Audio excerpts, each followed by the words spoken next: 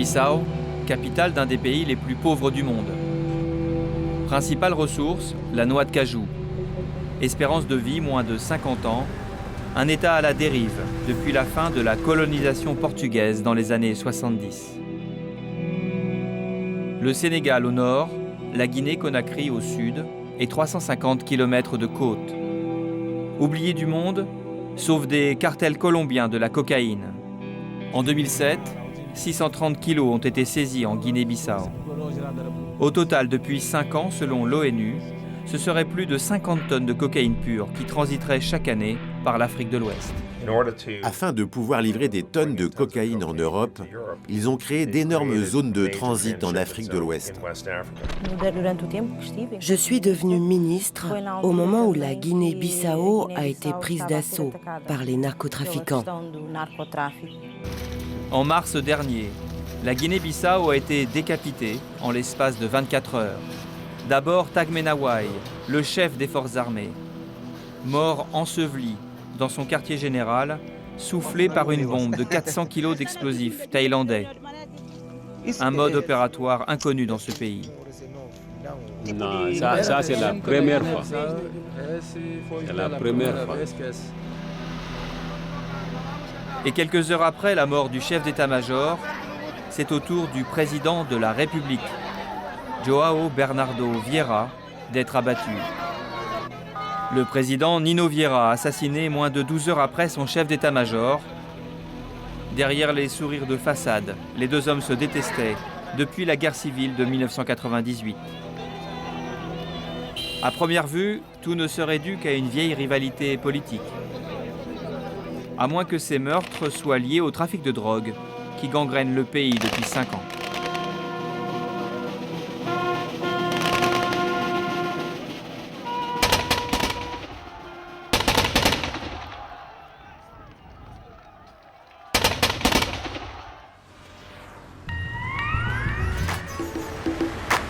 Neuf mois après le double attentat, aucune enquête n'a abouti.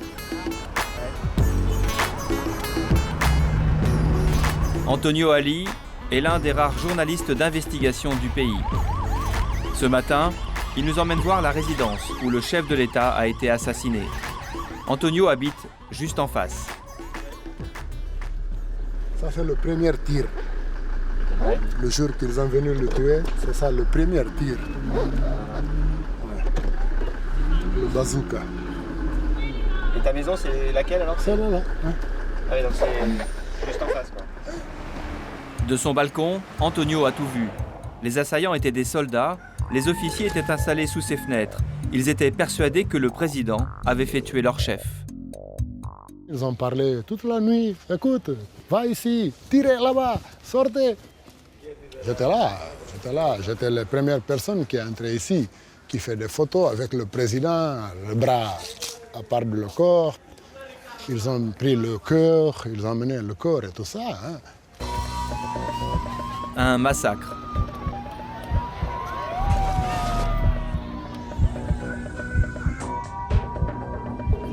Antonio Ali nous fait pénétrer dans la résidence privée du chef de l'État assassiné.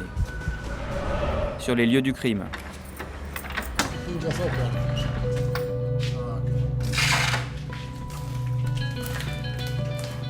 Regarde. Tout ça.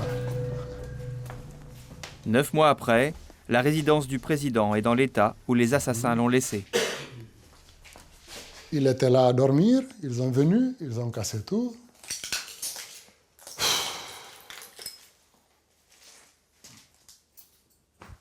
Ça, c'est le président, le chèque de la banque. À son nom, tu peux voir. João Bernardo Vieira, c'est son chèque. Ils ont volé tout ce qu'ils peuvent amener, ils ont amené. Ce qu'ils ne peuvent pas amener, ils le cassaient devant tout le monde, le matin, 7h, 8h du matin. Ici, ils ont tué le président, ici, regarde.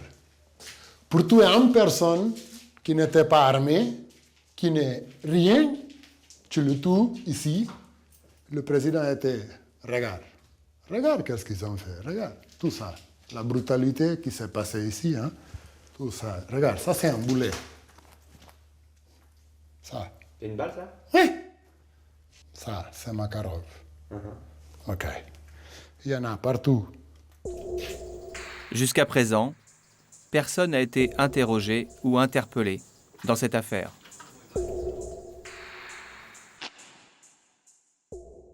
Quand j'entrais ici le matin, il y avait le pain, il y avait des boîtes de Coca-Cola et tout ça. Je crois même que les militaires qui sont venus ici, ils ont mangé aussi. Moi, comme Guinéenne et comme journaliste, je ne peux pas accepter. Je ne peux pas accepter qu'il tue un président comme ça. Même si c'était une personne qui n'est pas président, un citoyen normal, tu ne peux pas le faire. Ça, ni des animaux font ça.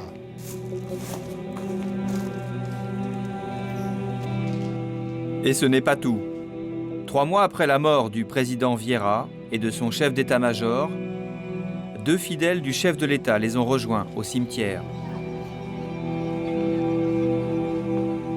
L'ancien ministre de la Défense de Vieira, Helder Proença, a été abattu par des militaires dans sa voiture avec son garde du corps.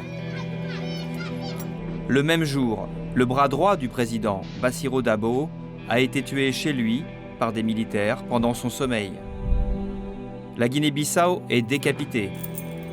Comme Antonio Ali, le pays réclame une explication. Qu'est-ce qui s'est passé dans ce pays? Il faut que tous les Guinéens sachent, il faut que la communauté internationale fasse la pression aussi, parce que nous, les Guinéens, on a le droit de savoir qui est en train de tuer notre président, qui a tué le chef d'état-major et qui a tué tous les gens qui sont tués ici. Il faut qu'on sache. Depuis 5 ans que Nino Vieira était revenu au pouvoir, la Guinée-Bissau avait fait le grand écart entre l'extrême pauvreté de sa population, gagnant moins de 2 € par jour, et l'apparition de signes extérieurs de richesse dans les rues du 3e pays le plus pauvre du monde.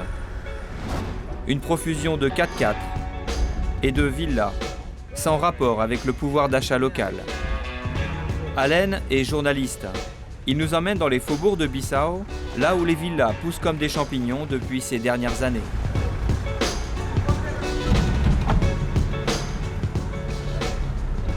Ici, c'est le quartier des bourgeois. C'est le quartier où l'argent de la drogue a été le plus investi. C'est vraiment la bourgeoisie, c'est vraiment l'argent sale qui est investi ici. Voilà.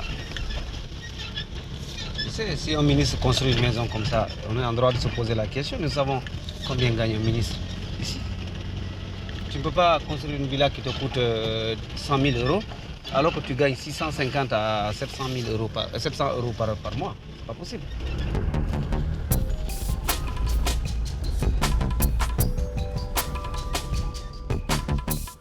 Pendant 2 ans, Carmelita Pires a été ministre de la Justice, une madame antidrogue au pays des narcos, imposée par la communauté internationale inquiète. Les narcotrafiquants ont profité de notre faiblesse, du chaos de l'État et de la vulnérabilité de ceux qui étaient au pouvoir. Ils ont fait ça intelligemment, parce qu'ils sont très opportunistes. Mais dans un petit pays comme le nôtre, une capitale comme Bissau, tout le monde sait rapidement qui est qui et qui fait quoi. Ils étaient opportunistes, mais la drogue, ça ne passe pas inaperçu. À la fin, tout le monde l'a su, et les gens nous ont rangés dans la catégorie des narco-États. Ça a eu des conséquences multiples, et notamment ça a compliqué le développement de notre pays.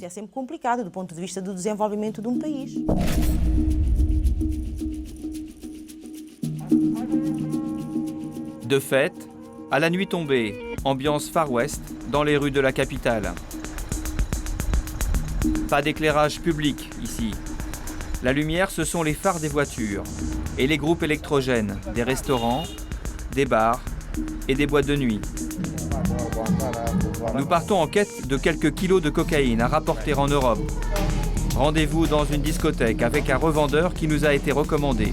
Nous voulons connaître le prix de la cocaïne pure. Et si on veut en kilos, c'est possible? Oui, après. Le prix au kilo, c'est quoi? Bon, il y a les gens qui mettent 12 500 euros. Ah oui, 12 000. 13 000, ça dépend, tu sais. 12 000 départ d'ici, pourquoi c'est cher comme ça? C'est parce qu'il y en a moins qu'avant, je sais pas. C'est ça le problème. Il y en a moins qu'avant. Avant, là, avant, c'était même, c'était ça à 8 000. Voilà. 8 500 plus cher. 8 500 kilos, ouais. Oui, plus cher avant. Ah ouais. Mais autant là, c'est pas facile. Le temps a changé. Bon, écoute, on va boire un verre, on va réfléchir.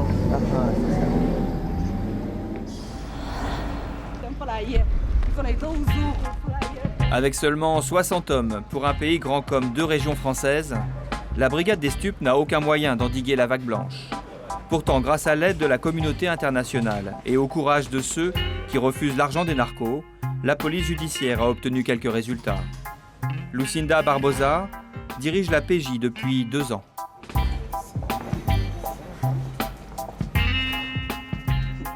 Elle garde quelques échantillons dans son coffre.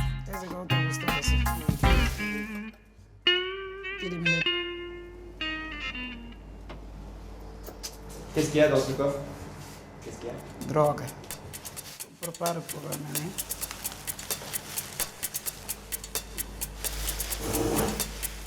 De la drogue, saisie lors des quelques opérations qu'ils ont réussi à mener.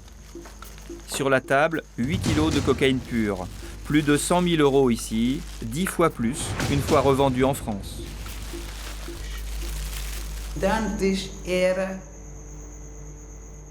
Avant, les trafiquants ne se cachaient même pas pour transporter la drogue. Donc pour nous aussi, la police, c'était facile avec 2-3 informations de faire quelques arrestations et quelques saisies de cocaïne. La drogue facile, ça s'est terminé avec cet avion. Immobilisé depuis des mois en bout de piste sur l'aéroport de Bissau. En juillet 2008, ce biréacteur se pose dans la capitale en provenance du Venezuela sans aucune autorisation. À qui est-il destiné? Mystère. Les armes à la main, l'armée prend le contrôle de l'avion et interdit à la police locale de monter à bord. L'ordre vient d'un adjoint du général Tagme, l'ennemi juré du président Vieira. Sur le tarmac, le numéro 2 de l'armée de l'air, Papa Camara, assure qu'il n'y a à bord que des médicaments pour l'armée. 500 kilos de médicaments dans un jet à 3 millions de dollars, les militaires déchargent les caisses suspectes devant les policiers impuissants.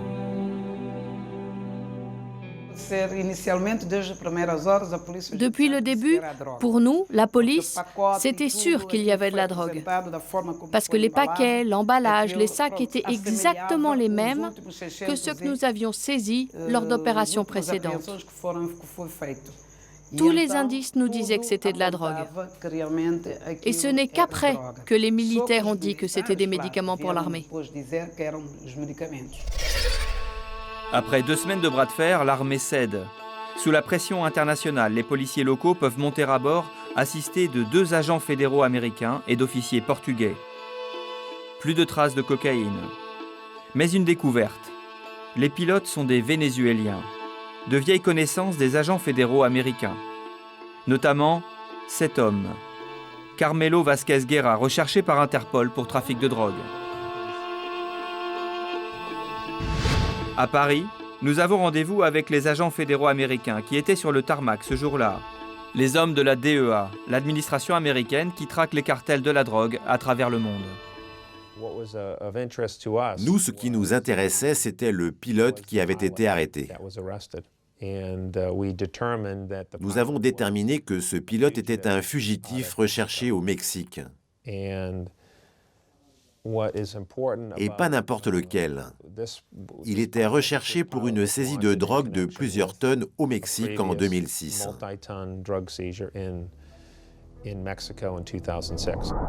Carmelo Vázquez Guerra, 5 tonnes et demie à son palmarès entre le Mexique et les États-Unis en 2006. Largement de quoi l'extrader. Sauf que la justice guinéenne ordonne sa libération malgré le mandat d'Interpol. Le gouvernement local nous a demandé de venir les aider pour saisir cet avion. Nous sommes allés là-bas pour les assister. Et je suis vraiment déçu qu'à la fin, il n'ait pas renvoyé M. Vázquez au Mexique pour qu'il soit jugé. Comment la justice guinéenne a-t-elle pu ainsi laisser filer un pilote des cartels? Cette affaire vient s'ajouter à une série d'événements qui ont semé le doute sur le président Vieira et son entourage. Notamment sur cet homme en blanc, Bassirou Dabo, l'œil du président dans le pays, assassiné 3 mois après lui. En avril 2007, quand la police intercepte 630 kilos de cocaïne, Bassirou Dabo débarque à la police pour qu'on lui remette en main propre la drogue saisie. Pas de chance, ce jour-là, la scène est immortalisée par un photographe de l'ONU. Le conseiller spécial du président Vieira doit battre en retraite. Perdu pour perdu, la cocaïne sera détruite lors d'une grande cérémonie médiatisée. Quant aux questions sur son entourage, voici ce que le président répondait. La presse parle de complices des narcos au plus haut niveau de l'État guinéen. Que répondez-vous? Je n'ai aucune information. Je ne peux accuser personne. Quand les cartels colombiens débarquent, ils commencent toujours par tenter d'infiltrer les gouvernements des pays où ils s'implantent pour pouvoir les influencer. Ils utilisent la corruption pour pouvoir importer tranquillement leurs tonnes de cocaïne. À Dakar, monsieur antidrogue de l'ONU, Antonio Mazzitelli, avait parlé plusieurs fois de cocaïne avec le président Vieira. J'ai rencontré plusieurs fois le président Vieira et je dois dire qu'il a été toujours extrêmement lucide, extrêmement conscient du péril dans lequel son pays se trouvait, mais en même temps de l'incapacité structurelle de la Guinée-Bissau de faire face toute seule à cette menace. Pour comprendre comment les cartels réussissent ainsi à pénétrer les instances d'un État, direction les locaux d'une entreprise de construction, à la sortie de Bissau. La Somec. Il y a 2 ans, elle appartenait à cet homme, Juan Pablo Camacho, un Colombien qui se présentait comme un chef d'entreprise respectable dans un reportage réalisé par la télé portugaise. Vous l'appelez comment? Il s'appelle Gustavo. L'autre, la femelle, je l'appelle ma petite. À l'époque, cette société était une opportunité dont j'ai entendu parler quand j'étais encore au Venezuela. Là-bas, mes affaires allaient mal. Et un jour, un ami m'a dit qu'il y avait une affaire à saisir ici. Et j'ai sauté sur l'occasion. Sous ces dehors d'hommes d'affaires respectables, voici ce que la patronne de la PJ et ses hommes ont découvert lors d'une perquisition à la Somec. Des armes automatiques et des passeports colombiens.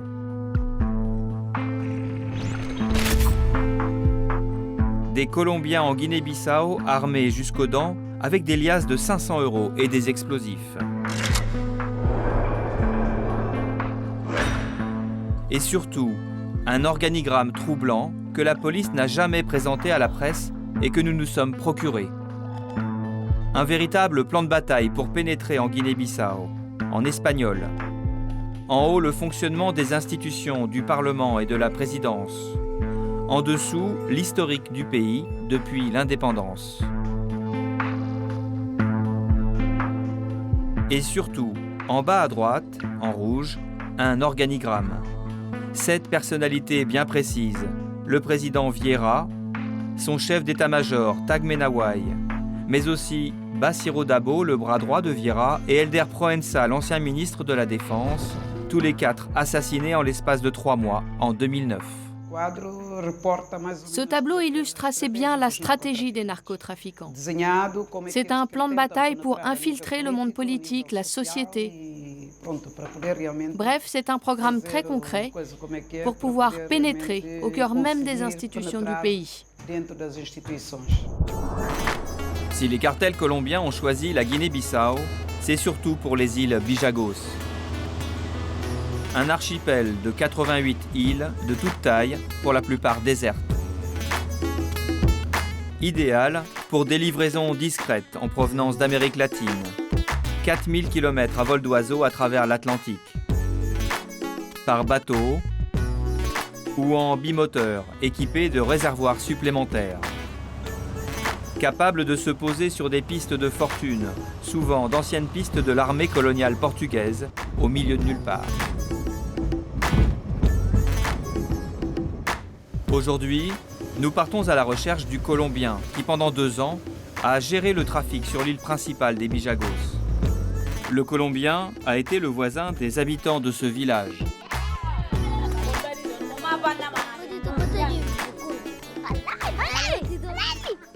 Il s'était choisi une maison à l'écart, à 2 pas de l'aérodrome. Notre traducteur nous y emmène. C'est le même chose. Avant, c'est un Colombien. C'est à combien à pied d'ici l'aéroport? On sait pas. La réponse est là-bas. Où il y a l'arbre là-bas? Oui, c'est là-bas, ouais. C'est là-bas. À part de là, ah ouais, c'est jusqu'à. Ah, c'est vraiment tout près. Ouais. Sa maison, le Colombien ne l'avait pas choisie au hasard. Le long de la piste d'atterrissage de Fortune. Pile à la descente de l'avion pour réceptionner tranquillement ses conteneurs. De grands bidons déchargés avec l'aide des enfants du village. Et moi je sais. Son nom c'était Wilmer. Il habitait ici. Il attendait les avions. Il transportait des grands bidons et nous l'aidions à les décharger. Même 2 ans après, l'explication candide met notre traducteur dans l'embarras. Et le travail de Wilmer, ils ont amené des bidons, le grand bidon, avion. Le jaune, il prend, il ne savait pas qu'il y a dans des bidons pour amener là-bas au bateau. Et ces bidons, tu les as vus de tes propres yeux? Tu sais ce qu'il y avait dedans? Oui. Allez, montre-nous à quoi ils ressemblaient. Ils sont grands comment? Comme ça. Et en hauteur? Haut comme ça. Aujourd'hui, Wilmer le Colombien a déménagé, nul ne sait où. Tout ce qui reste de lui, ce sont ces gamins qui jouent aux avions qu'ils aidaient à décharger.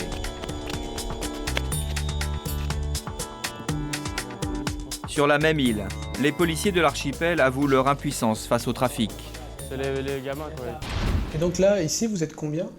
Nous, on est là, service de l'immigration au niveau régional, 2 personnes. Et donc, s'il y a un avion qui passe et qui lave quelque chose, vous n'avez pas le moyen d'aller vérifier si... Non, il y a une moto. On nous a donné une moto. Un moyen pour aller à l'aéroport. À l'aéroport, ça nous facilite normalement. Il y a une moto. Ça aussi, même pas 2 mois qu'ils nous a donné ça. On est là 3 ans. Ici, les autorités qui sont là, il n'y a pas assez de moyens. C'est ces jeunes des îles. Il faut avoir des moyens de déplacement.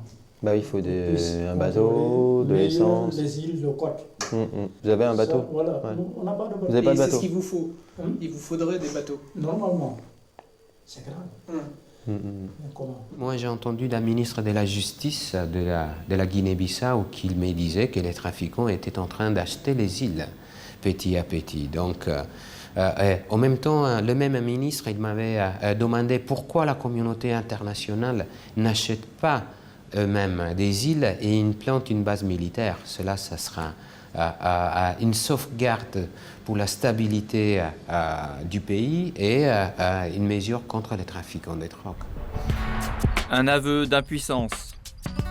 Car pour plus de tranquillité, les narcos avaient même interdit certaines îles aux pêcheurs. La population locale n'avait jamais vu un gramme de cocaïne. Pour eux, les narcos étaient comme les mauvais esprits tombés du ciel, qui leur confisquaient leur territoire. Ici, quand quelque chose ne va pas, on fait appel à la magie. Aujourd'hui, les gens sont persuadés que leur fétiche les a débarrassés des Colombiens qui vivaient sur leur île. Taisez-vous. Calmez-vous et écoutez bien ce que je vais dire. On est là devant toi. Écoute bien ce qu'on va te dire. Chaque malheur qui arrive ici, ou celui qui vient apporter du malheur chez nous, foudroie-le sans pitié. Tue-le d'un coup sec, jette-le à terre. Depuis qu'ils savent que les drogues c'est très dangereux, ils ont commencé à faire les cérémonies, qu'ils ont arrêté de faire ça ici.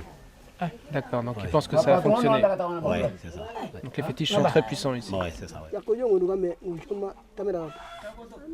Le poulet est sacrifié, décapité.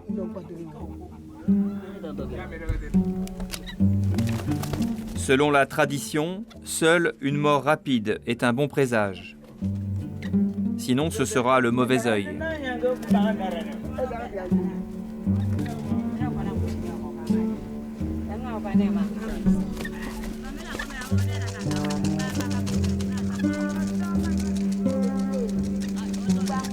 Aujourd'hui, c'est la consternation dans l'Assemblée.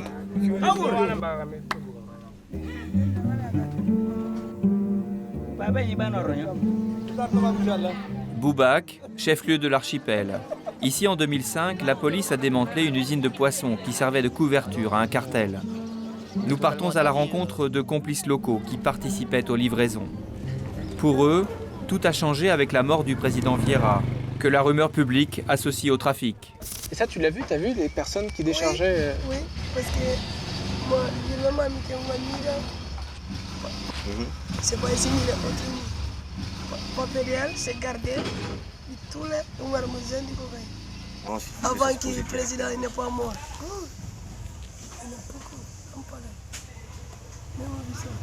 Il était dans le trafic? Oui. C'est le premier drogué du Guinée-Bissau. C'est le premier. Nino, fait tout ici. Nino Vieira, trafiquant. Si cette rumeur court, c'est à cause de son allié le plus fidèle au sein de l'armée, l'amiral Bobo Nachuto, le patron de la marine nationale censé surveiller les bijagos. Pour ses détracteurs, l'amiral ne pouvait pas ignorer un trafic de cocaïne de cette ampleur. Il occupait une place de choix sur le plan d'infiltration de la Guinée-Bissau saisie chez les Colombiens.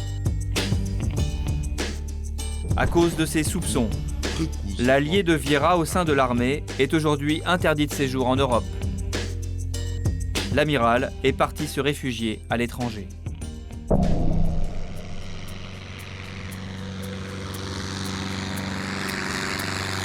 Pour le retrouver, nous quittons les bijagos. Direction la Gambie, un petit pays enclavé dans le sud du Sénégal. Depuis qu'il est réfugié ici, l'amiral vit en résidence surveillée. Il a bien voulu nous accorder un rendez-vous discret chez un ami dans les beaux quartiers de la capitale. C'est la première fois qu'il s'exprime depuis qu'il est réfugié ici.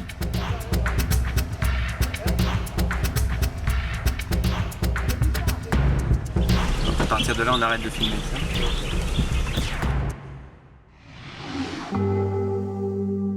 L'amiral, le voilà.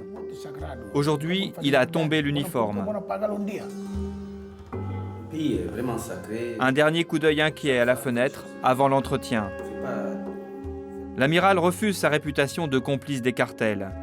L'allié du président Vieira accuse au contraire nommément Tagmenawai, l'ancien chef d'état-major, son supérieur direct. Il n'a pas peur d'être sur la liste des hommes à abattre. Non, je n'ai pas peur. J'ai pas peur. Si demain on me propose de rentrer en Guinée, j'y vais. Je suis propre. Je n'ai absolument rien à me reprocher. Je n'ai qu'un pays, c'est la Guinée-Bissau. Les Colombiens, je ne les connais pas. Il y a des rumeurs contre moi. On m'accuse à tort d'être un trafiquant. Mais je vous dis que je ne connais aucun Colombien. Demandez cela au chef d'état-major Tagmé. C'est lui qui commandait l'armée. J'étais simplement son subordonné. D'ailleurs, c'est lui qui m'a accusé partout d'importer de la drogue dans le pays. Avec la fuite de l'amiral, en juillet 2008, le président Vieira a été privé de son seul soutien au sein de l'armée.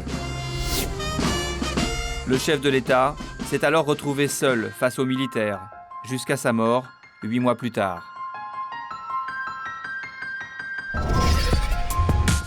Octobre 2009. Ce jour-là, à Bissau, investiture du nouveau chef d'état-major à la présidence de la République, sous bonne garde de l'armée.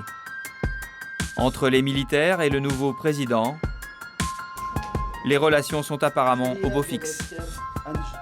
La page de la cocaïne est-elle tournée pour autant en Guinée-Bissau? Pas si sûr. Le nouveau chef d'état-major de l'armée de l'air, qui reçoit ses galons de colonel, s'appelle Papa Camara.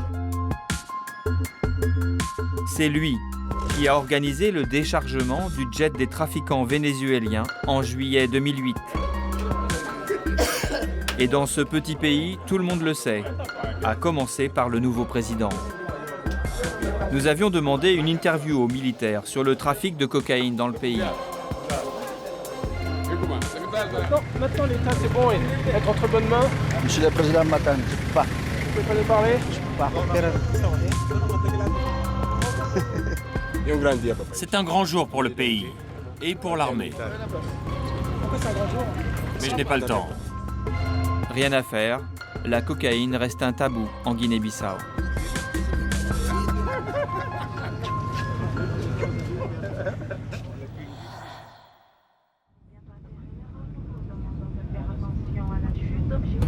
À 3000 km au nord de la Guinée-Bissau, sur la route qui remonte vers l'Europe, Nouakchott, capitale de la Mauritanie. Moins de 2 habitants au kilomètre carré. Une frontière en plein désert du Sahara.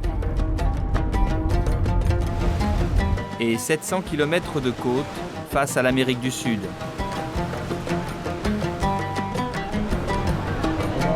La Mauritanie est sur la route de la cocaïne, notamment depuis que la piste de l'ancien Paris-Dakar a été goudronnée jusqu'au bord de la Méditerranée.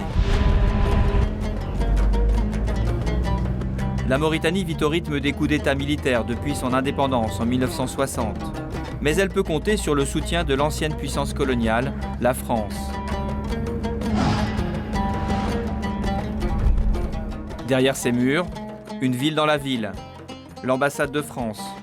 Le commissaire Jean-Luc Peduzzi et ses hommes enchaînent les formations depuis 2 ans pour aider la police locale à endiguer la vague blanche. Moi, je suis convaincu que la situation ici en Mauritanie est très différente de ce qu'elle peut être en Guinée-Bissau. La Mauritanie, c'est un pays de transit, c'est pas un pays de stockage.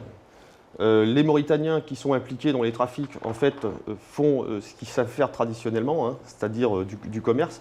Ils savent aller chercher des marchandises dans un lieu et organiser leur acheminement vers un autre lieu. Et ils s'occupent essentiellement du transit de la marchandise par la Mauritanie à destination du Maroc. La cocaïne des cartels, la Mauritanie en a découvert l'existence un jour de mai 2007. 674 kilos saisis dans le nord du pays à bord de cet avion de tourisme en provenance du Venezuela. Équipé de bidons d'essence supplémentaires pour pouvoir traverser l'Atlantique. La Mauritanie est sous le choc car le destinataire désigné est le fils d'un ancien président, Sidi Ould Aïdallah, aujourd'hui en prison au Maroc pour trafic de cocaïne. Par l'intermédiaire de ses avocats, nous avons réussi à entrer en contact avec lui en prison. Les accusations étaient assez précises contre vous autour de cet avion. Votre présence sur l'aéroport, ça vous le niez pas. Le fait que vous ayez...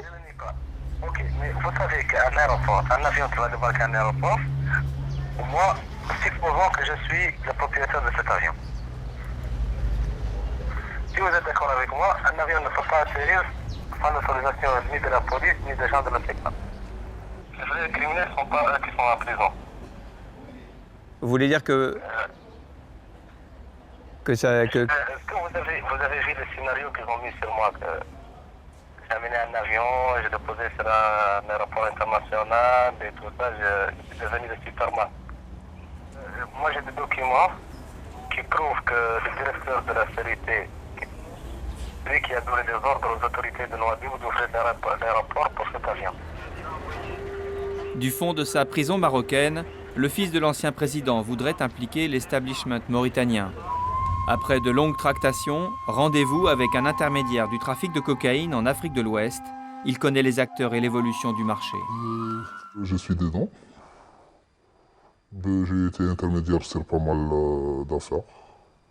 Ouais. C'est des trucs que j'ai vécu. Oui.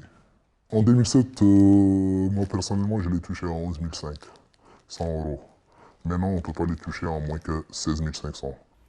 Et par exemple, quand on prend l'histoire de l'avion du fils Aïdallah. Oui, l'avion de Sidi Ould Aïdallah, il arrive de Maracaibo au Venezuela. C'est quelque chose de sûr et certain. L'affaire Aïdallah, bon, comme je vous ai dit auparavant, c'était un groupe de gens qui travaillaient ensemble, des gens qui toléraient l'arrivée de la drogue ou autre chose, et des autres gens qui le soutenait dans le côté logistique. Bon, l'avion, son arrivée était prévue et il y a eu un problème avec quelqu'un, bon, un autre fonctionnaire mauritanien, sans citer le nom si c'est pas très nécessaire. Donc, ils étaient d'accord sur un montant de 430 000 euros. Il a réussi 230 000 et il restait à recevoir 200 000 euros avant que l'avion se pose. Un atterrissage raté à cause d'un pot de vin de 200 000 euros. Aucune enquête ne s'est penchée sur cette version de l'histoire. Reste qu'avec l'affaire Aïdallah, la Mauritanie a ouvert les yeux.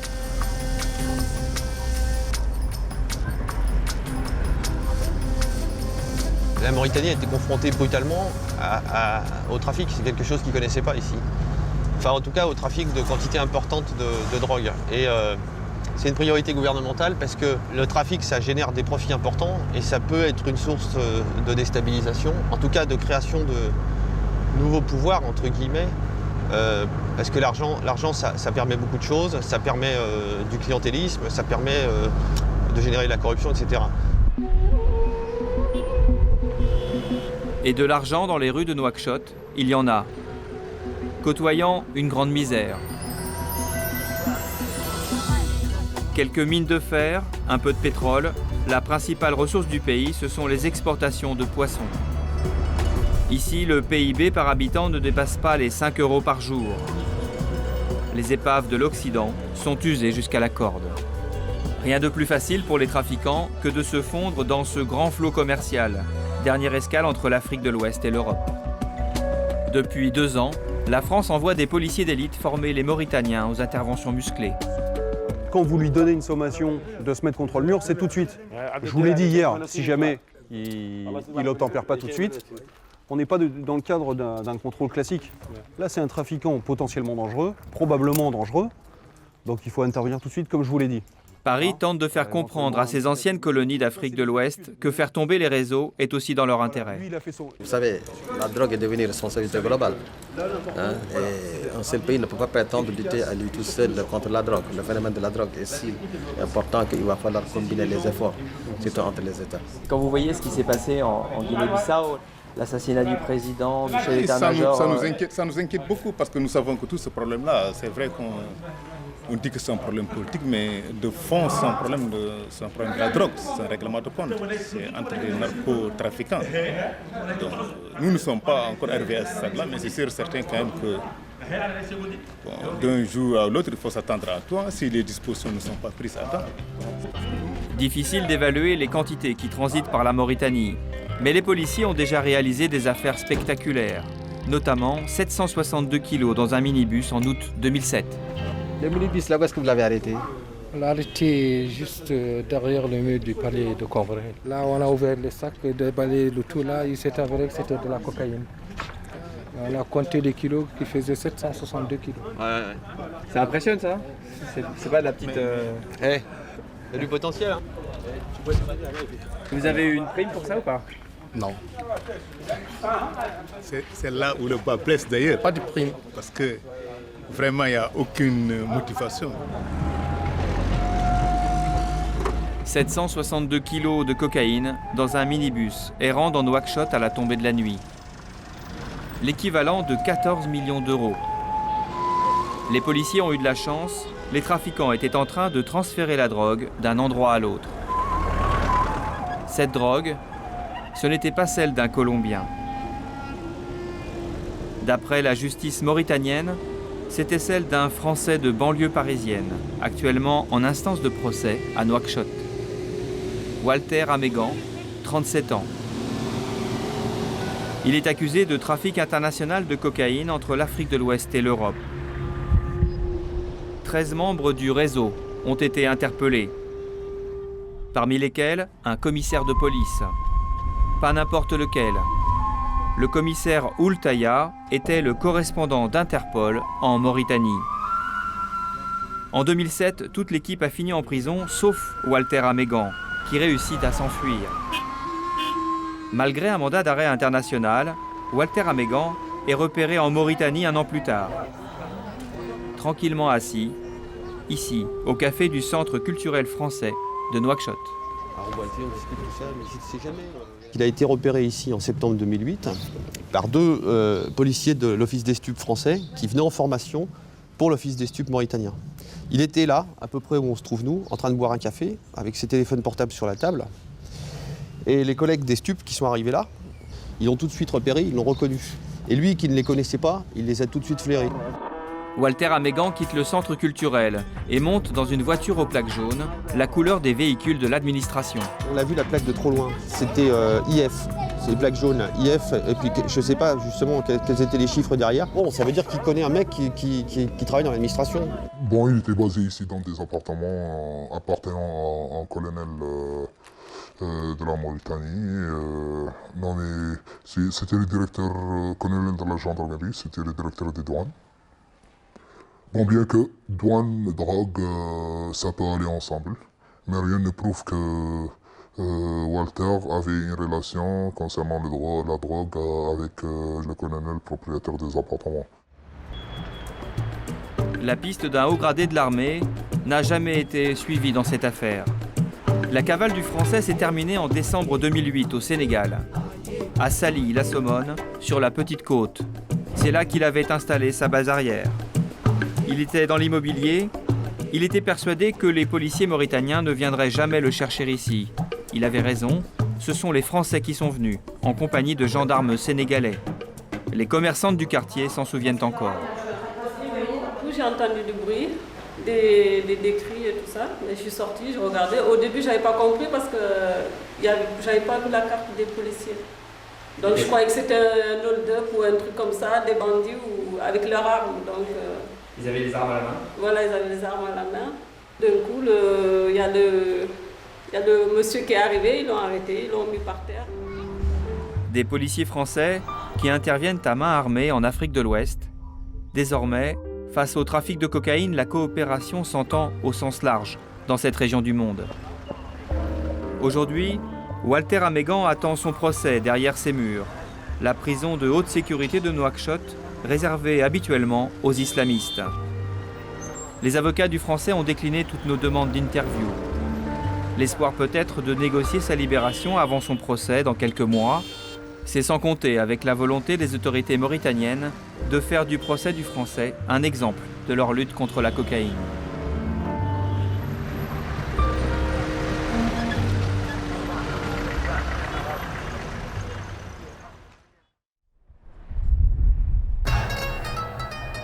Dans cette Afrique de l'Ouest infiltrée par les narcos, le Sénégal fait figure de forteresse de stabilité.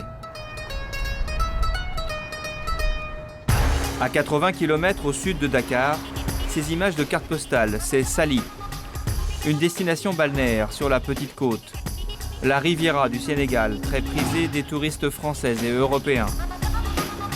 C'est ici, au milieu des badauds en quête de soleil, que des trafiquants du cartel de Cali se faisaient passer pour des passionnés de pêche au gros. Jusqu'à ce jour de juin 2007, où leur bateau s'est échoué sur la plage. À bord, les gendarmes découvrent 1 tonne de cocaïne pure.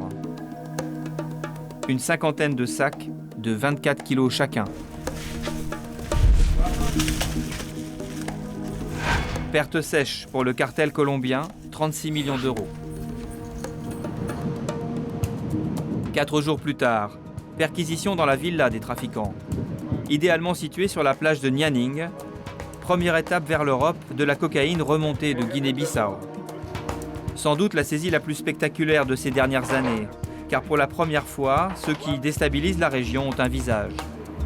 Un Équatorien, un Colombien et un Vénézuélien sont capturés. Le cerveau, un certain César Ochoa, lui, a réussi à prendre la fuite. Ils partent du cartel de Cali en Colombie, avec des drogues dures. Sur tous les billets d'avion que nous avons saisis, vous verrez Cali, Lisbonne et Bissau. Il n'y a donc aucun doute que toute la drogue qui arrive à Dakar passe par la Guinée-Bissau. Ces Colombiens voulaient s'implanter sur la durée au Sénégal. En guise de couverture, ils avaient bâti une ferme d'élevage de crevettes, sur un site perdu au bout de cette route. Nous y allons avec Papsar, un des journalistes qui ont levé le lièvre. Il ne faut pas être un expert tout simplement en montage de projet pour savoir que le projet c'est du bidon.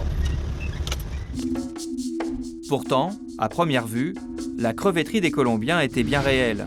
La voilà aujourd'hui, abandonnée. Perdue au bout d'une lagune, à 50 km de leur villa sur la plage. Loin des regards, sur la route qui remonte vers la Mauritanie, puis vers l'Europe, par terre et par mer. Les Sud-Américains avaient su se faire adopter par les habitants du village. Donc c'est à la périphérie quoi. C'est à la périphérie quoi, de Ndangan. On est côté Ndangan là quoi. Vous avez choisi un endroit loin du monde. Ouais, ça c'est... Et tout le village vivait grâce à ça? Oui, la majeure partie, oui. Parce qu'ils paient la journée 7 000, 6 000 par jour. Il y en a qui gagnaient 10 000 par jour aussi. Wow. 10 000 francs CFA par jour, 15 €, le triple du salaire habituel. Derrière les barbelés, c'est la première fois que Pape, le journaliste, découvre le site gigantesque de la crevetterie des Colombiens, sur lequel il a enquêté si longtemps. Oui, je ne croyais pas que le projet avait une telle dimension. Apparemment, ils ont pris des hectares. Et par rapport aux ouvrages qui ont été faits, ça et là, c'est la preuve qu'ils ont dû dégainer quand même beaucoup d'argent. Pourtant, avant même le lancement du projet, un rapport de l'Union européenne aurait dû éveiller les soupçons. Selon les experts, le projet ne tenait pas la route. Apparemment, les Colombiens n'y connaissaient rien en crevettes. En résumé, le rapport dit à Ndangan Sambou, on peut tout faire, sauf la culture de cette espèce de crevette. Sur les lieux, la mission n'a pu rencontrer M. César Villamar Ochoa, chargé de la production et directeur du projet, qui a été par la suite pris comme étant, pas un directeur de projet de creviculture, mais un narco-trafiquant. Une couverture à grande échelle. Après le bateau et la villa, en fouillant la crevetterie, les gendarmes ont découvert 1 tonne de cocaïne supplémentaire, cachée dans l'eau, sous les crevettes, au fond de ces bacs. Question, pourquoi le gouvernement sénégalais a-t-il passé outre le rapport des experts qui semait le doute sur la crevetterie des Colombiens dès le départ? C'est la question que le quotidien a posée à M. Djiboka, le ministre de tutelle de l'époque. On a mis en couverture ce que Djiboka savait. C'est dans le genre. On s'est interrogé Djiboka, ce n'est pas la personne qui nous intéresse, c'est l'autorité. C'est l'autorité étatique, c'est l'autorité administrative. Ce que l'autorité savait, au moins, c'était l'existence de ce rapport. Le ministre a attaqué le journal en diffamation à 2 reprises. À 2 reprises, il a été débouté par la justice sénégalaise et il n'a pas voulu répondre à nos questions. Nous avons vu combien de pays stables, démocratiques, ont été déstabilisés par la drogue. Le Sénégal a déjà énormément de problèmes, pays pauvre, endetté, plus ou moins un îlot de stabilité, de prospérité démocratique, entouré par une déstabilisation, la Mauritanie, la Guinée-Bissau, la Guinée-Conakry. Mais quand même, on s'est dit que ce sont les cases du voisin qui brûlent. Qu'est-ce qui a brûlé la case du voisin? C'est la drogue.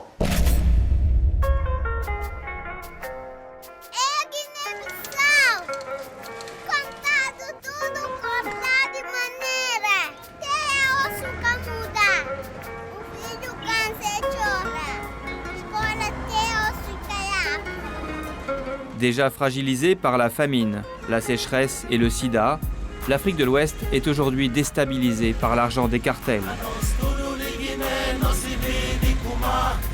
Quelques-uns des pays les plus pauvres du monde sont en passe de devenir des narco-États aux portes de l'Europe. Guinée-Bissau,